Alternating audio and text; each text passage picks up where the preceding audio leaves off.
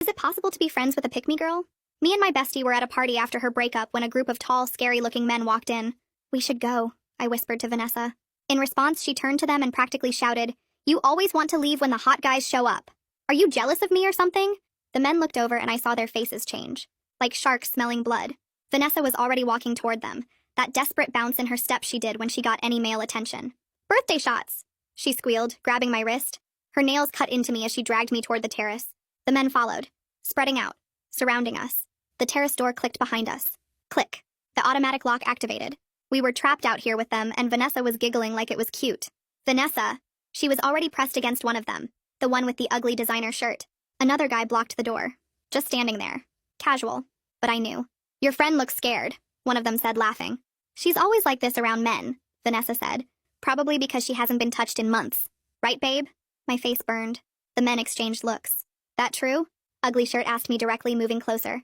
"We should go," I said firmly. But Vanessa laughed. A fake, high-pitched laugh. "See? She can't even talk to you. It's actually sad. That's why I brought her. Thought maybe you guys could help her loosen up." I got my phone out. Vanessa saw and her face went psycho. "No phones!"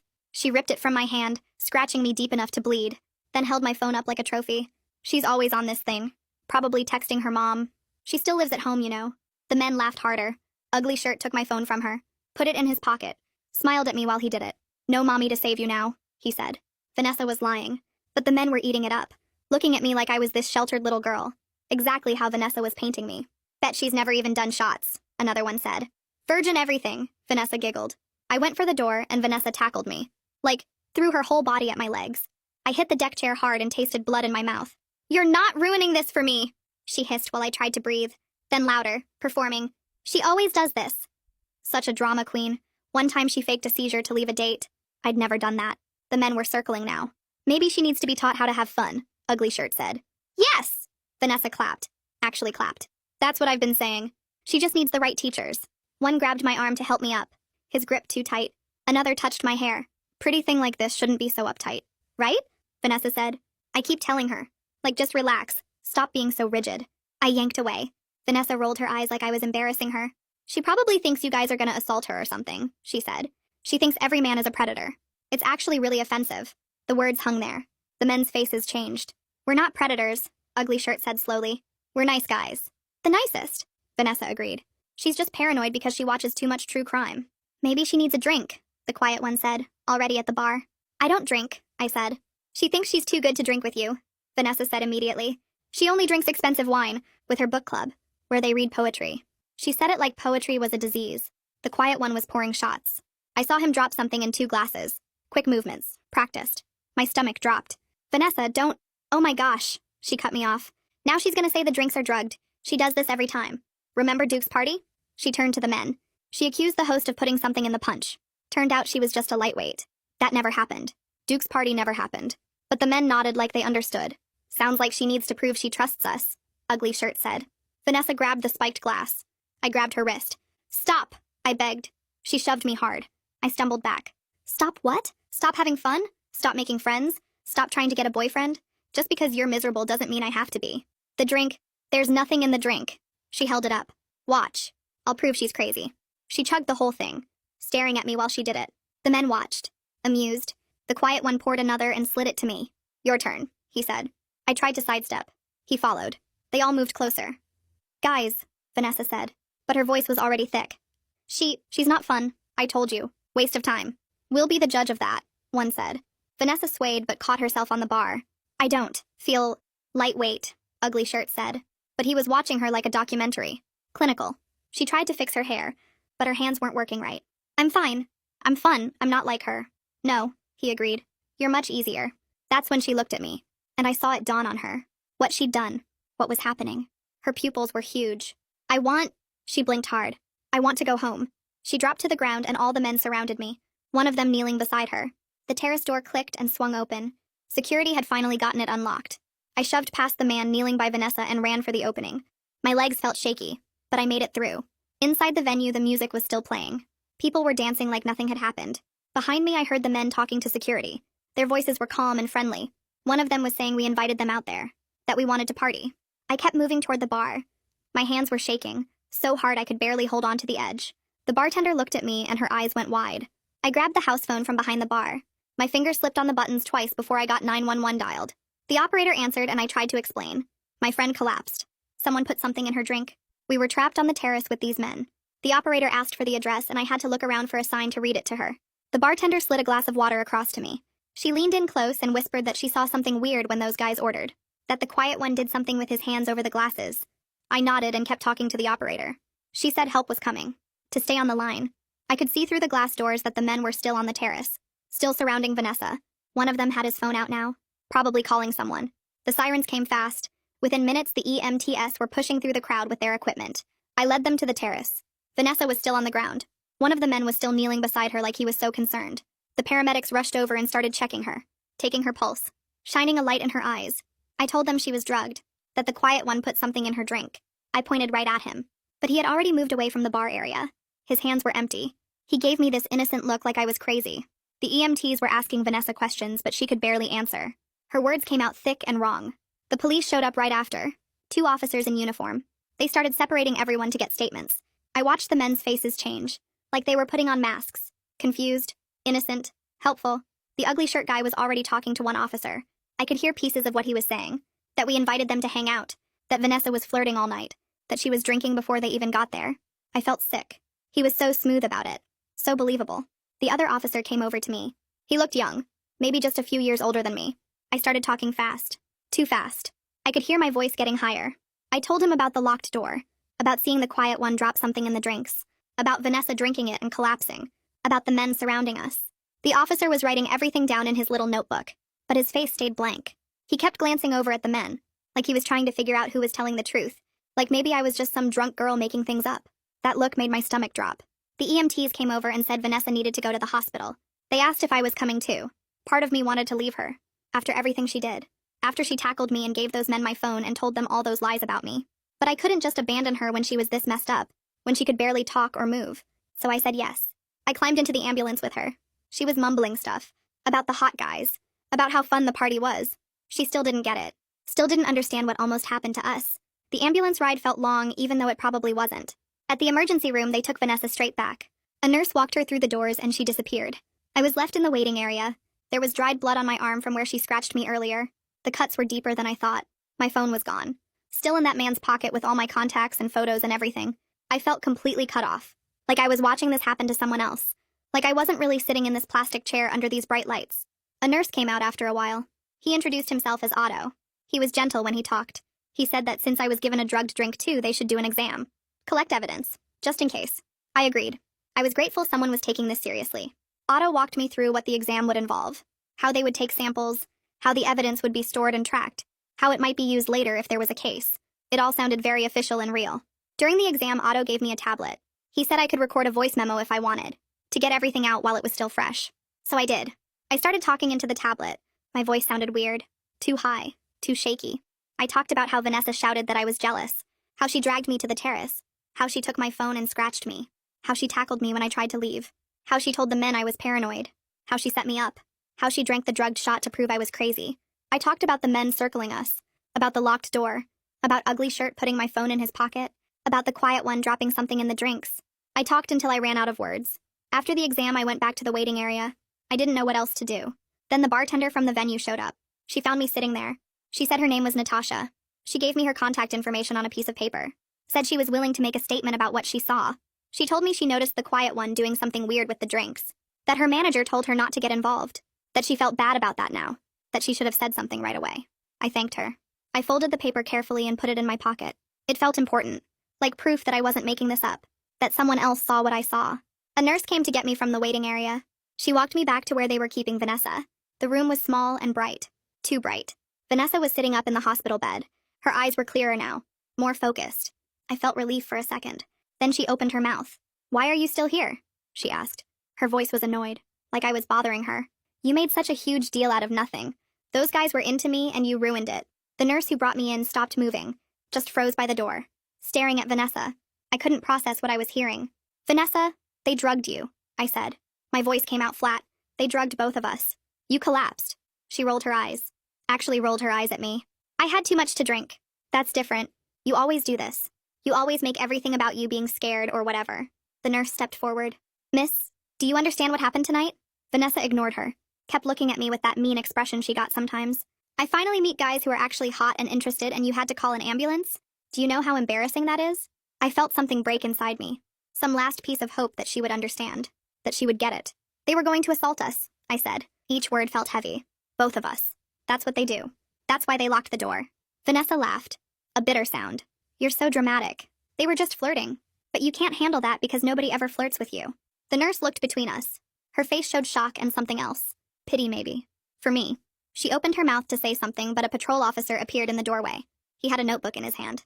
I need to take a detailed statement, he said, looking at me, not at Vanessa. I followed him to a small office down the hall. The walls were beige. Everything in hospitals is beige. He pulled out a chair for me and sat across a desk. Start from the beginning, he said. His pen was ready. Actually ready. Not like the first officer who seemed bored. So I started talking.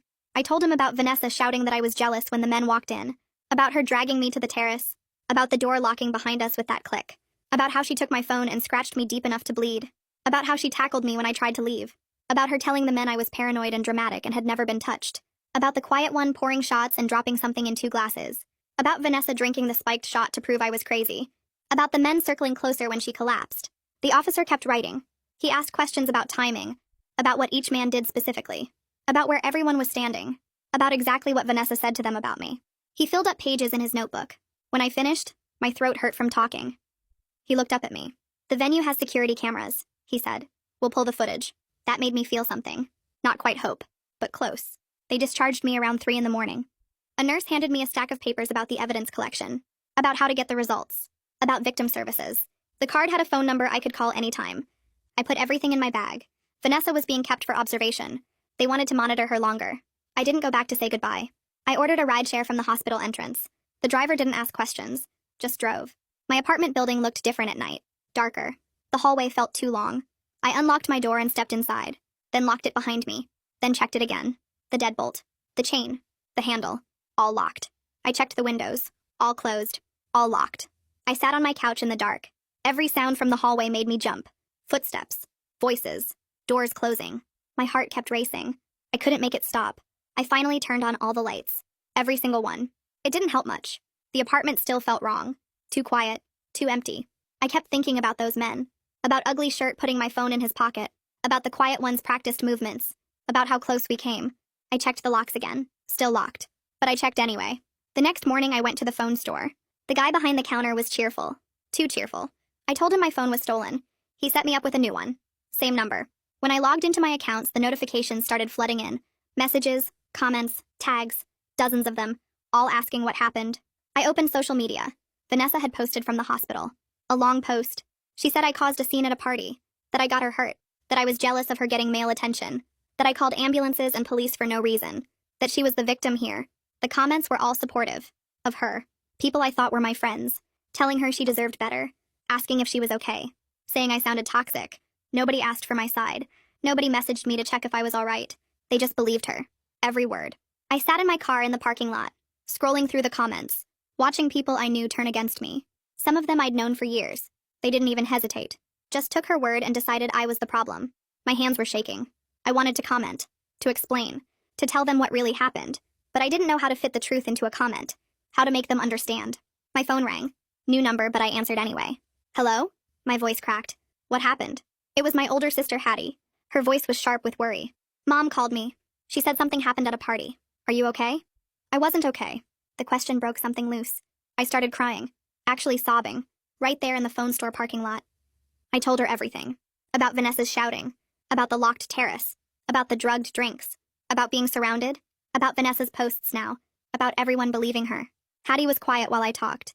Then she said words that made me cry harder. I'm coming up. Right now. Pack a bag. You're not staying alone. I tried to argue. She lived 2 hours away. She had work. But she wasn't listening. I'm already getting my keys, she said.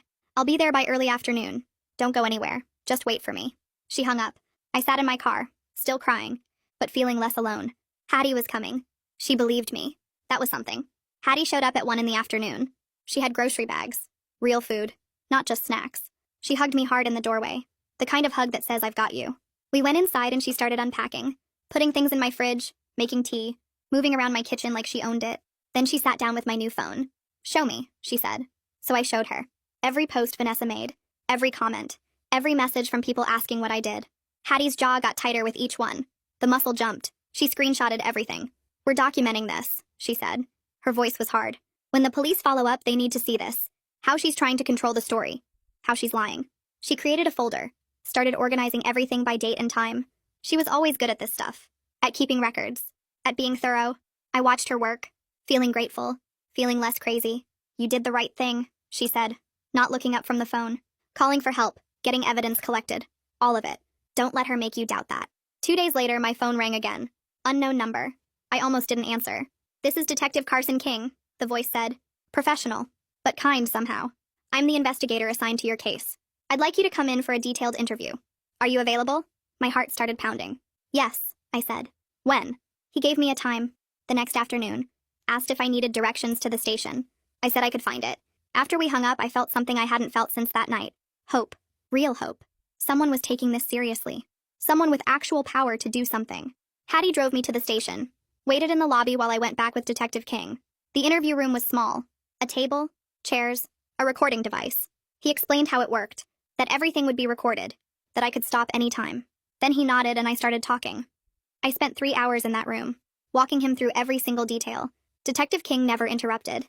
Never looked skeptical. Just took careful notes. Asked questions that showed he was actually listening. About the men's behavior. About Vanessa's exact words to them. About the timeline. About who did what when. He asked me to describe each man. Their heights. Their clothes. Their positions. He asked about the terrace layout. About the locked door. About the bar setup. About who could see what. Every time I thought I was done, he had another question. A clarifying detail. Something specific. It was exhausting. But also good. Like he was building something solid. Something that couldn't be torn down. Near the end, Detective King pulled out a folder. Inside were photos. Stills from security cameras. Grainy but clear enough. He spread them on the table. "Is this the bar area?" he asked. I nodded. He pointed to one image. "Is this the man you called the quiet one?" I looked closer. There he was. Standing at the bar. His hand was hovering over 2 shot glasses. His body angled to block the view from most of the room. But the camera caught it. The deliberate movement. The way he positioned himself. "That's him," I said. My voice came out shaky. "That's exactly what I saw." Detective King nodded. "The footage shows clear intent," he said. "This wasn't accidental." I felt something release in my chest. Validation. Someone else saw it. Someone with authority saw what I saw. But I also felt scared. Looking at that image. Knowing how close we came. How calculated it was. How practiced. What would have happened? I asked, not really wanting to know. Detective King's face got serious. "Nothing good," he said. "You did the right thing fighting back. Getting help. Both of you are safe because you acted." He explained what happened next. The toxicology results from my exam would take a few weeks to process. They were trying to identify all the men from the terrace. Using credit card receipts, security footage, witness statements. He asked me to describe each man in detail. I told him about Ugly Shirt. How he seemed to be leading the group. Making decisions. Directing the others. I described the quiet one who did the actual drugging. His practiced movements. His calm face. The others who spread out. Who blocked exits. Who touched me. Detective King wrote it all down. "We'll find them," he said. It sounded like a promise. When I finally left the interview room, Hattie stood up immediately. Searched my face.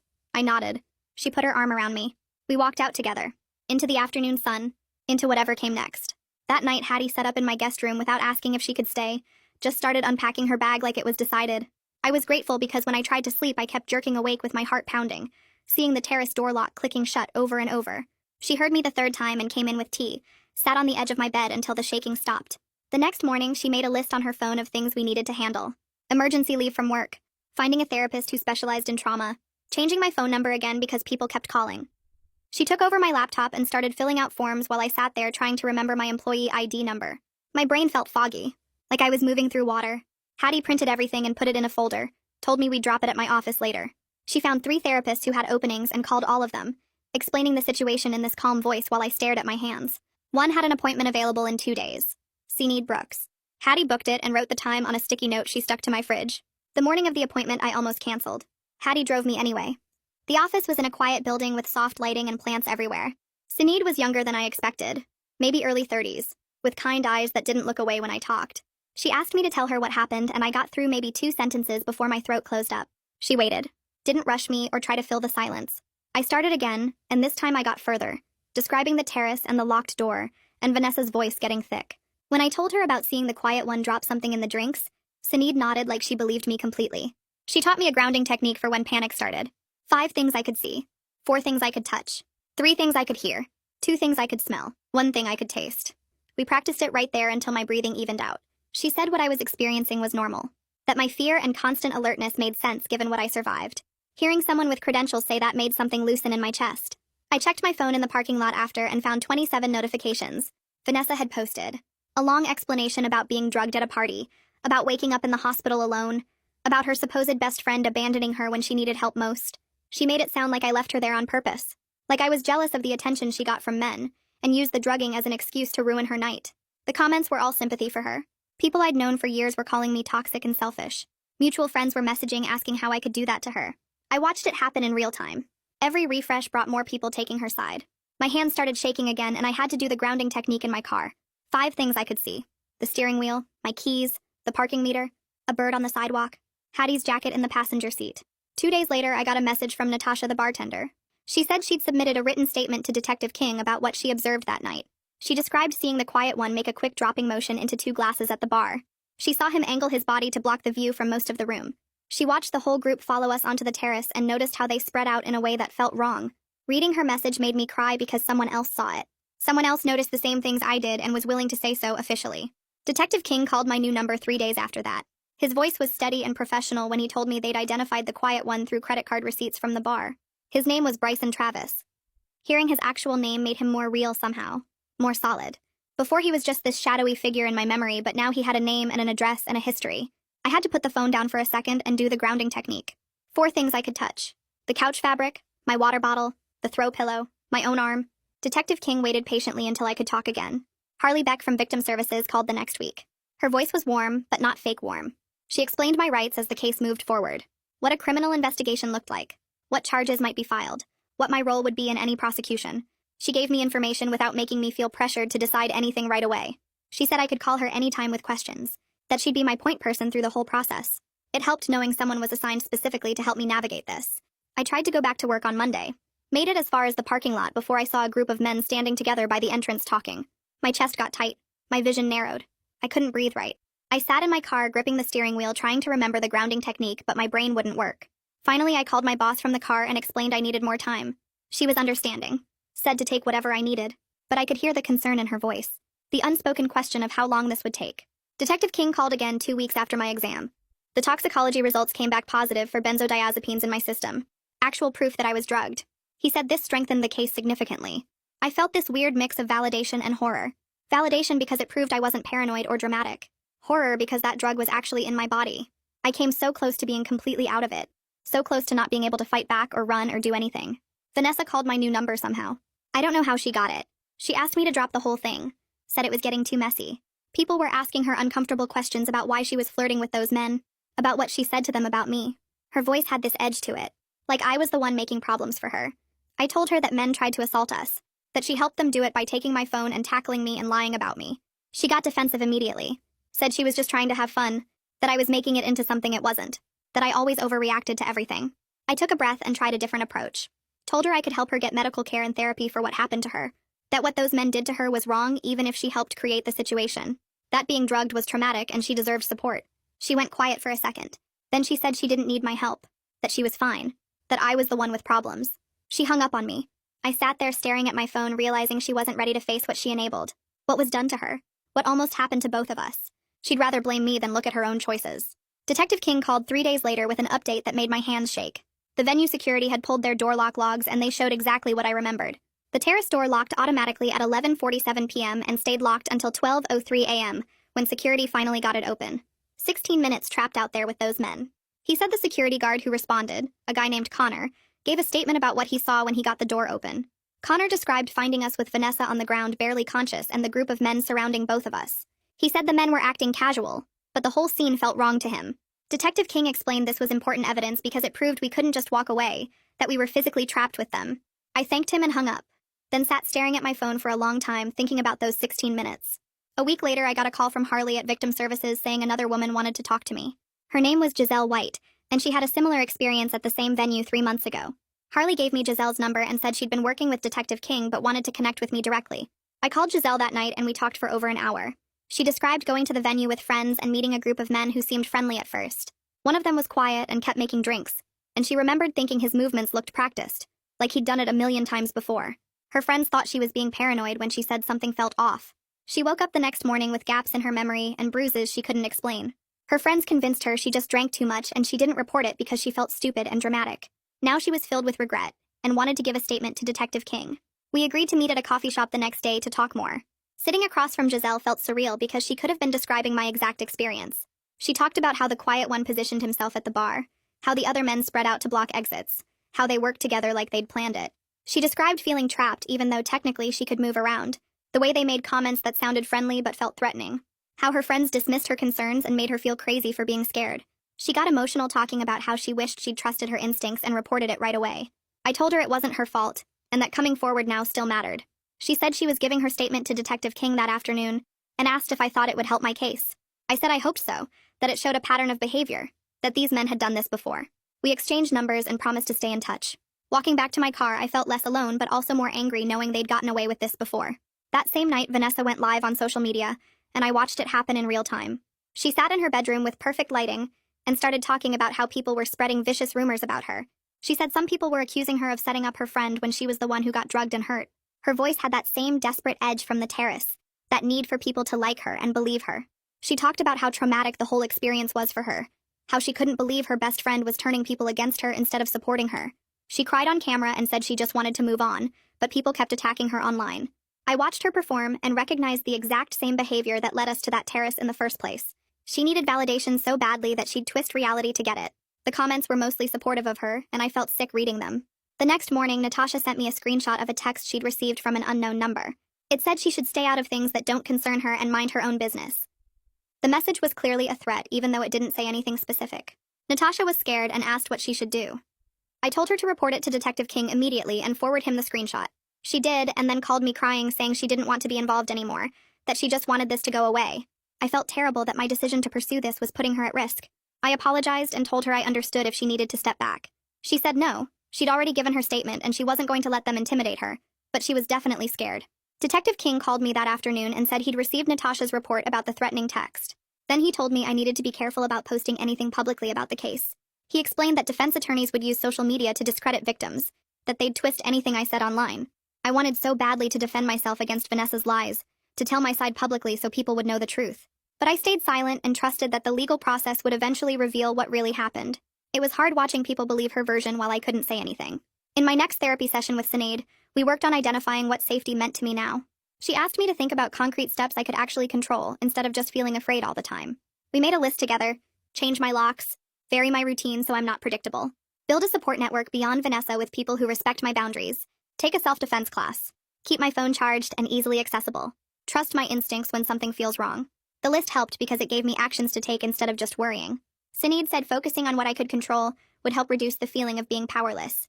The next week, Harley walked me through filing for a temporary protective order against Bryson Travis, the quiet one who drugged the drinks. The process was intense and required me to describe everything in detailed legal paperwork. I had to write out exactly what he did, when he did it, why I believed I was in danger. Harley sat with me and explained each form, what to expect at the hearing, how the judge would decide. My hands shook filling out the papers because writing it all down made it feel real again. But Harley kept reassuring me that I was doing the right thing, that protecting myself was important. We submitted the paperwork and got a hearing date for 2 weeks out. 3 days later, a thick envelope arrived at my apartment from a law firm. Inside was a letter from a lawyer representing Bryson threatening to sue me for defamation if I continued making false accusations against his client.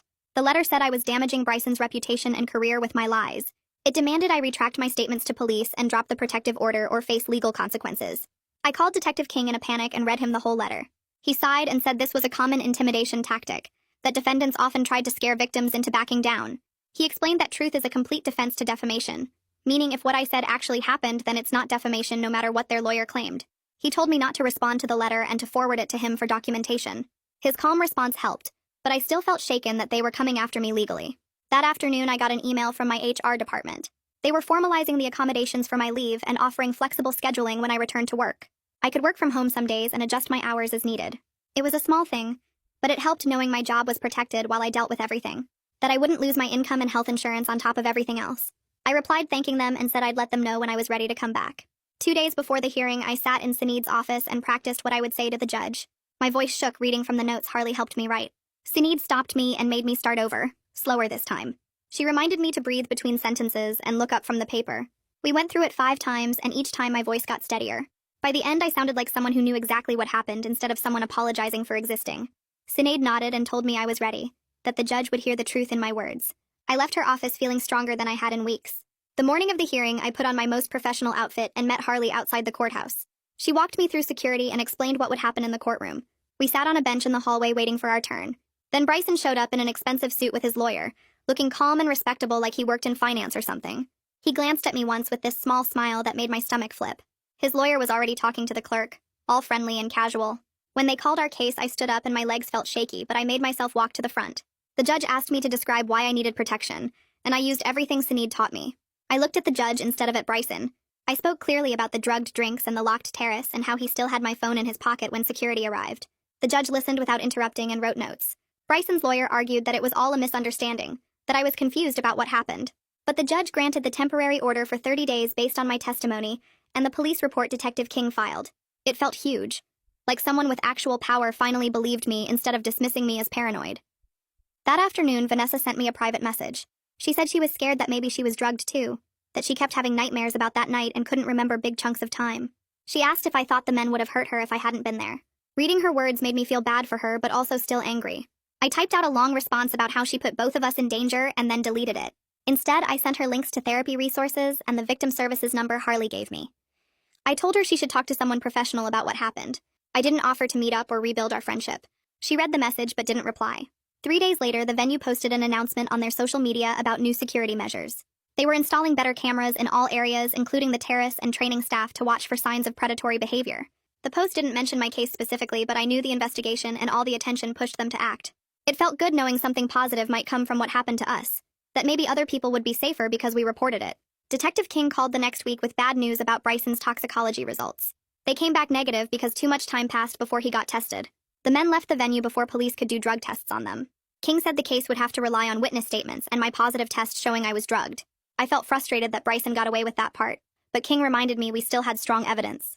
Natasha saw him drop something in the drinks. Connor, the security guard, saw the whole group surrounding us on the terrace. The door logs proved we were locked out there. My toxicology proved someone drugged me. It wasn't perfect, but it was enough to move forward. 2 days after that call, the doorman from the venue contacted Detective King with a statement. His name was Marcus, and he remembered that night because Vanessa was stumbling badly when we left, and the group of men was hovering around both of us. He said it looked wrong to him at the time, but he didn't know what to do about it. His statement was another piece of proof that something bad was happening, another person who saw we were in trouble. Reading his statement made me feel less alone in my version of what happened. All these people noticed something was wrong, even if they didn't intervene in the moment. The following week, I met with Prosecutor Tiernan Royce at his office downtown. He explained they were pursuing misdemeanor charges for administering a harmful substance instead of felony assault charges. He looked apologetic about it and walked me through the legal reasons. Without proof of what happened after I was drugged, they couldn't prove assault. The evidence showed Bryson drugged me, but not what he planned to do after. I felt angry that what happened didn't count as serious enough for bigger charges. Tiernan said he understood my frustration, but this was the strongest case they could build with the evidence. I told him I understood, even though part of me wanted to argue. That same week, Tiernan asked me to record a victim impact statement for the court. I sat in a small room with a camera and chose my words carefully. I talked about the nightmares that woke me up every night, about how I checked locks 3 times before bed and couldn't relax in public spaces anymore, about losing my best friend and my sense of safety in the world, about knowing someone deliberately tried to make me helpless so they could assault me. I kept my voice steady and didn't cry even though I wanted to. The statement took 20 minutes to record, and when I finished, I felt drained, but also relieved to have it documented. A few days later, Vanessa messaged asking if we could meet at Sinead's office for a mediated conversation. She said she wanted to explain things and thought having my therapist there would help. I asked Sinead if it was a good idea, and she said it might give me closure. I agreed to one session. Vanessa showed up looking tired and smaller than I remembered. We sat across from each other with Sinead between us. Vanessa started crying immediately and said she was sorry. Then Sinead asked her to be specific about what she was apologizing for. Vanessa took a long breath and admitted she lied about me to those men because she thought it would make her look cooler and more fun by comparison. She said she wanted them to like her more than me. Hearing her say it out loud made something click into place in my brain. I sat there listening to Vanessa apologize and felt this weird mix of validation and sadness. She kept saying she was sorry and that she didn't mean for things to go that far. But her apology felt like she was reading from a script, like she was sorry she got caught in the consequences instead of genuinely understanding how she endangered both of us. She never said the words that mattered, never acknowledged that she physically attacked me to keep me trapped with those men. Sinead asked her direct questions about her choices that night, and Vanessa got defensive, saying she was drunk and scared and didn't know what she was doing. I realized our friendship couldn't survive this. Not because I couldn't forgive her eventually, but because she still didn't really get what she did. She saw herself as a victim who made some mistakes, not as someone who actively helped predators corner her best friend. When the session ended, I told her I appreciated her coming, but I needed space. She asked if we could try again in a few months, and I said maybe, knowing I meant no. A few weeks later, I sat in the courtroom for Bryson's sentencing hearing, my hands folded tight in my lap to keep them from shaking. The judge read through the charges and the evidence, then looked directly at Bryson and said that predatory behavior wouldn't be tolerated in this community, that attempting to incapacitate someone for assault was serious even if the attempt failed. Bryson got probation, mandatory counseling, community service, and a permanent ban from the venue. It wasn't the jail time I'd hoped for, but hearing the judge call it predatory behavior made something loosen in my chest. Made me feel like someone with power actually understood what he tried to do. I left the courthouse and sat in my car for 20 minutes just breathing, feeling this weird mix of relief and anger that this was all he got. Over the next few weeks, I noticed the online rumors about me started fading as new dramas took over everyone's feeds, though when I searched my name, some of Vanessa's posts still showed up. I was learning to accept that some people would always believe her version, that I couldn't control what strangers thought about me or what happened that night. One afternoon, a thick envelope arrived with my name handwritten on the front in Vanessa's careful script. I opened it standing in my kitchen and found 3 pages where she acknowledged specific ways she betrayed me. How she physically attacked me to keep me trapped. How she painted me as paranoid to make herself look fun. The letter was more thoughtful than anything she'd said in person, with actual remorse instead of excuses, but I read it once and then put it in a drawer. I appreciated that she took the time to write it, but I wasn't ready to respond or re-engage. Wasn't sure I ever would be. That same week, I enrolled in a self-defense class at a gym near my apartment, wanting to feel more capable in my body instead of just afraid of it. The instructor was this patient older woman who didn't make me explain why my hands shook during the first demonstration, who just showed me the moves slowly, and let me practice at my own pace. The other students were supportive too, a mix of people with different reasons for being there, and nobody asked questions they didn't need answers to. After the 3rd class, I started feeling stronger, more grounded, like my body could protect me instead of just being something that needed protecting. When I finally went back to work, my boss called me into her office and offered a flexible schedule that let me avoid late shifts and work from home twice a week. She checked in regularly without being pushy about it, just quick messages asking how I was doing, and my coworkers who knew what happened were quietly supportive. They gave me space when I needed it, and included me in lunch plans when I was ready, treating me normal instead of like I was broken. I met Natasha for coffee on a Saturday morning to thank her for coming forward with her statement. We ended up talking for 2 hours about everything. About how she'd been feeling guilty for not doing more that night. About how her manager tried to stop her from getting involved. I told her that her statement made all the difference. That she helped save both me and Vanessa even though she was scared of losing her job. She cried a little and said she wished she'd acted faster, and I told her that speaking up at all took courage, that most people would have stayed silent. That afternoon, I opened the group chat with our mutual friends, scrolled through months of messages where they sided with Vanessa, and then I left the chat without explanation. I deleted all the draft messages I'd written to Vanessa but never sent, all the attempts to explain or defend myself or make her understand. It felt like closing a door on that version of my life, the one where I tolerated being treated badly, because being alone seemed scarier than being with people who hurt me. 3 months after that night, I was walking downtown past another venue with an outdoor terrace, and I caught myself automatically counting exits and checking who was standing near the entrance. The difference was that now I recognized this as reasonable safety awareness instead of paranoia, that my instincts that night were right even when everyone told me I was overreacting.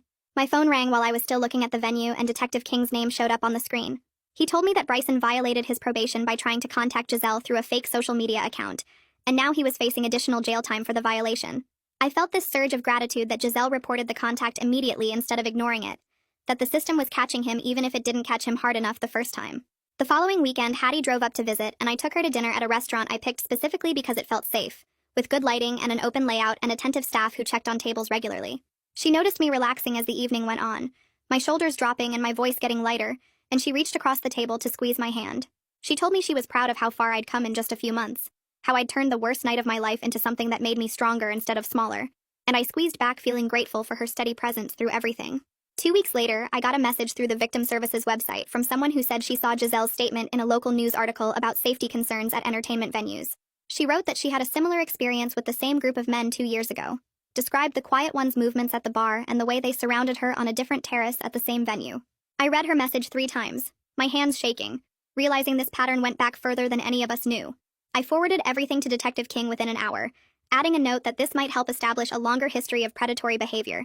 He responded the same day saying he would follow up with her directly, and thanked me for passing it along, mentioned that documentation like this could be useful, even if the statute of limitations had passed for criminal charges. The next afternoon, I had my regular session with Sinead, and instead of talking about what happened that night, we started mapping out what came next. She asked what kind of life I wanted to build now, what goals felt important beyond just surviving and processing trauma. I told her about Harley and how she helped me understand the system when everything felt impossible, how having someone who knew the process made me feel less alone and more capable. Sinead nodded and asked if I'd ever considered doing that kind of work myself, and something clicked into place. I realized I wanted to volunteer with victim services eventually, to help other people the way Harley helped me, to turn the worst night of my life into something that could protect or support someone else. We spent the rest of the session talking about practical steps like training requirements and time commitments, and I left feeling like I had a direction instead of just damage. 3 days after that, I was at the grocery store buying coffee and vegetables when I turned a corner and nearly walked into Vanessa. We both froze for a second. Then she said hi in this quiet voice I barely recognized. I said hi back, and we stood there awkwardly while other shoppers moved around us. She looked tired, shadows under her eyes and her hair pulled back in a messy way that wasn't like her usual style. She mentioned she was in therapy now, and I said that was good. Glad she was getting help. I didn't ask for details about what she was working on, and she didn't offer to reconnect or apologize again. We acknowledged each other like acquaintances who used to know each other better, people whose lives had gone in different directions. After a minute, she said she should go, and I agreed, and we went our separate ways down different aisles. It felt strange but also okay, like closing a door that needed to be closed without slamming it. The following week, I got an email from someone identifying himself as the new security director at the venue where everything happened. He explained they were updating their safety protocols and training materials based on recent incidents, asked if I would be willing to consult on the new procedures. My first instinct was to delete it and pretend I never saw it. But then I thought about that other woman who messaged me, about how many people might have been targeted there over the years. I replied saying I would review their materials and provide feedback, and we set up a video call for the next week. During the call, I walked through what happened from a security perspective, pointed out how the automatic terrace lock created a trap, and how staff should be trained to recognize coordinated predatory behavior. The director took notes the whole time and seemed genuinely interested in making changes, and afterward I felt powerful instead of powerless, like my experience mattered for something beyond just my own trauma. 6 months after that night on the terrace, I woke up and realized I'd slept through the whole night without nightmares. I was working full-time again, going to the gym 3 times a week, meeting up with new friends who respected my boundaries and never made me feel paranoid for being careful. I still had hard days when something would trigger a memory, and I'd spend an hour doing breathing exercises in my car, but I had tools now to manage the anxiety instead of drowning in it. The difference between 6 months ago and now felt huge, like I'd traveled a long distance even though I was still in the same city, living the same basic life. I finished the self-defense course on a Saturday morning, and the instructor pulled me aside after class. She said I had a gift for helping the nervous students feel capable, asked if I wanted to help teach the next beginner session. I agreed immediately, excited about building community around safety and empowerment instead of just fear, about showing other people they could protect themselves. Teaching felt like another way to transform what happened into something useful, to prove that the men on that terrace didn't get to define who I became. That evening, Hattie called and we started planning a weekend trip to the beach. Something normal and fun that had nothing to do with courts or therapy or processing trauma. We looked at hotels online and talked about restaurants and whether to rent bikes, and I realized I was genuinely looking forward to it. I could imagine enjoying myself again without constantly scanning for exits or checking who was standing too close. The beach trip felt like proof that I was building a real life again. Not just surviving, but actually living. 2 weeks later, I was sitting in my favorite coffee shop working on training materials for the Victim Services Volunteer Program, reviewing scenarios and response protocols on my laptop. My phone buzzed with a text from Harley saying my application was approved, and I could start orientation next month. I smiled at my laptop screen, feeling proud of how I'd transformed the worst night of my life into a foundation for helping others. I'd refused to let what happened make me smaller or more afraid, even though it changed me. The coffee shop was busy with Saturday morning regulars, and I sat there among them, just another person working on their computer, someone who survived something terrible and decided to use it for something good. And that's a wrap on this one. I always try to make sure these stories leave you with something practical or thoughtful. If this one gave you even one new idea, that's what matters. Subscribe so you're ready for the next one.